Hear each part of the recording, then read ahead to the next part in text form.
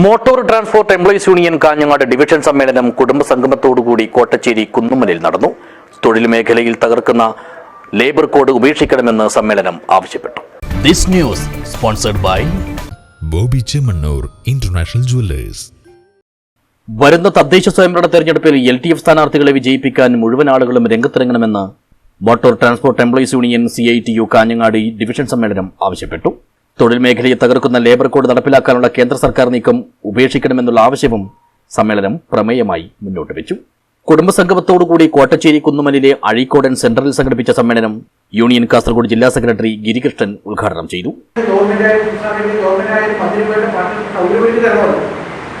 അത് ചെയ്യാത്ത സാഹചര്യത്തിലാണ് ഇത്തരം തെരഞ്ഞെടുപ്പുള്ള പ്രവർത്തനങ്ങളിൽ ഉള്ള കാര്യങ്ങളൊന്നും പറയണം എന്ന് തീരുമാനിച്ചു. ഇതിന്റെ മറ്റുള്ള കമ്മിറ്റികളും കാര്യങ്ങളും രണ്ടു മാസം വരും. അപ്പോഴാണ് വീട്ടിൽ മുൻകൂട്ടി ഈ കാര്യങ്ങൾ കുടുംബാംഗങ്ങളോട് പറയാൻ വേണ്ടി തീരുമാനിച്ചത്. അതാണ് ഈ തെരഞ്ഞെടുപ്പുമായി ബന്ധപ്പെട്ട കാര്യങ്ങൾ. ഇതിനിപ്പോൾ തീരുമാനിച്ചത് തൊഴിലാളി എന്ന് പറയുമ്പോൾ കുടുംബാംഗങ്ങൾ വിജയിച്ചിരുന്ന പലരും രാവിലെ അച്ഛനായാലും സഹോദരങ്ങളായാലും മറ്റൊരു രാവിലെ 5 മണിക്കും 4 മണിക്കും 3 മണിക്കും ചിലപ്പോൾ 6 മണിക്കും പോകുന്നുണ്ട്. രാത്രി അതേപോലെ 6 മണിയോ 7 മണിക്ക് തിരിച്ചു വരും. ബസ്സിൽ പണിയെടുക്കുന്നു. ഡ്രൈവറായും കണ്ടക്ടറായും ഡ്രൈവറായും മറ്റുള്ള. ചടങ്ങിൽ ഡിവിഷൻ പ്രസിഡന്റ് KV രാഘവൻ അധ്യക്ഷനായി.